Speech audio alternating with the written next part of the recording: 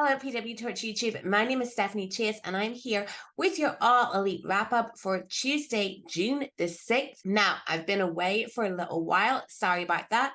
I was over in Las Vegas for Double or Nothing. It was a lot of fun. Well, everything except most of the matches on the pay-per-view. But I am now back bringing you all the biggest news in AEW ahead of Dynamite tomorrow night. And boy, do we have some news to get into. First up, we have the first two matches announced for AEW Forbidden Door, which is, of course, taking place on Sunday, June 25th in Toronto, Canada. Now, if you were watching New Japan Dominion at the weekend, you will have seen Bryan Danielson via video message issue a challenge to Okada. Well, that challenge has been accepted by Okada at a press conference, and we now know the match will take place at Forbidden Door. Yes, Kazuchika Okada is facing Bryan Danielson at Forbidden Door. At the press conference, Okada said he was looking forward to showing Danielson who was the real best in the world when they finally meet. And another huge match was added to Forbidden Door's lineup.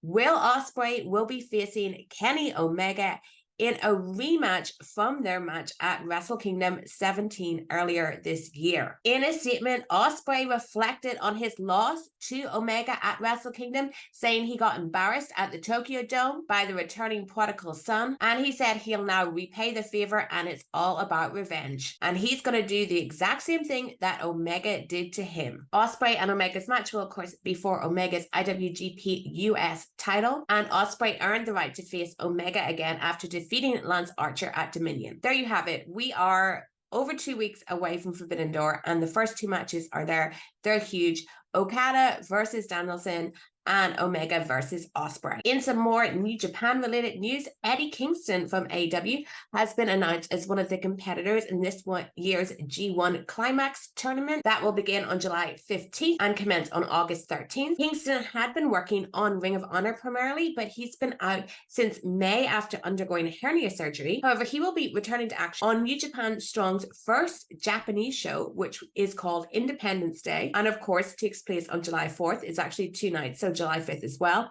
And Eddie Kingston will be there taking on Kenta on night 2. And that will be for the Strong Openweight Championship. Now, in some Ring of Honor news, it has been announced that their next pay-per-view, Death Before Dishonor, will be taking place on Friday, July 21st in Trenton, New Jersey at the Cure Insurance Arena. There's no matches announced yet, but the poster features the usual suspects. We have Claudio, we have Samoa Joe, we have Brian Cage, we have the Lucha Bros, we have Athena, and we have Shibata. So all the champions there. And for last week's AEW Rampage, their ratings were down, but the 18-49 demo was up for their special championship week edition of Rampage, which was apparently Bryan Danielson's idea. So they averaged 357,000 viewers on TNT. That was down 18.1% from the previous week. But the better news is that the 18-49 demo, they finished 12th on the cable charts with a 0.12 rating. That's up 9.1% from last week. And it is the best rating for the show since April 14th. Now, in some other news, Ty Mello spoke to TMZ Sports, and she said that she was worried that fans would boo her pregnancy announcement at Double or Nothing. Yes, her and her husband, Sammy Guevara, are expecting their first child together. Congratulations to them. Ty told TMZ, "We didn't know what to expect. We talked about it before." And I'm like, I don't know, maybe the crowd is going to boo and we just have to be ready for it because we never know what to expect. They were so excited, which made it so much better. I was like about to cry because I was not really expecting the love. So it was pretty special. Guevara also said that the reaction meant that the crowd is coming back around to him. He added, "We're not always the most loved people out there. For them to give us that big reaction, everyone's happy, showing us the love. It was just like overwhelming in a way where I was, okay, we got to get back into it." Ty also noted that she's about 3 months along in her pregnancy and that she pitched the idea to Tony Khan to announce it before the match at Double or Nothing. He was all for it.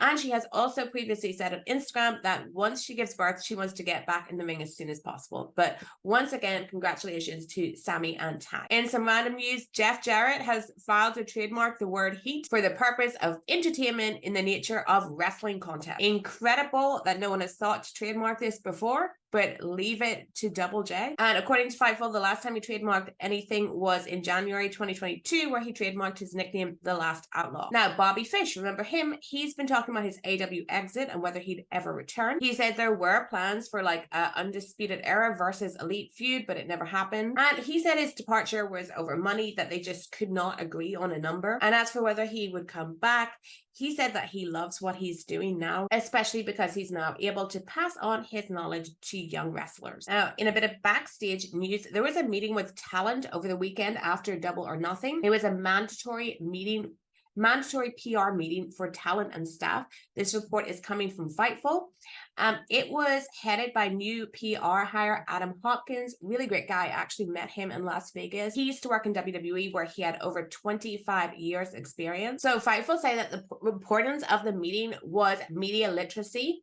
Talent were told to make sure to establish off the record in particular situations and to make sure that those that they're speaking to are aware what the term means. Fightful say that this wasn't like a finger wagging situation. It was more just informing the talent. But on the funny side, Bryan Danielson spoke and he noted that maybe he's not the best person to be speaking about this because he was meant to be promoting a match with Kenny Omega once, and instead all the headlines were about how he said that apples seeds were tree semen. Fightful added that the talent were all very happy with the meeting and that specifically Adam Hopkins was put forward as one of the best hires that the company's ever made. And finally, Dynamite's tomorrow night. Let's look at what's on the card. Firstly, Tony Khan's gonna speak. It's a weekly thing. What's he going to tell us this week? He's going to tell us the main event for the first edition of Collision. Yes, the edition of Collision on June 17th. That is coming from Chicago. That will be featuring CM Punk's return to the company. Who knows if Punk will be in the main event?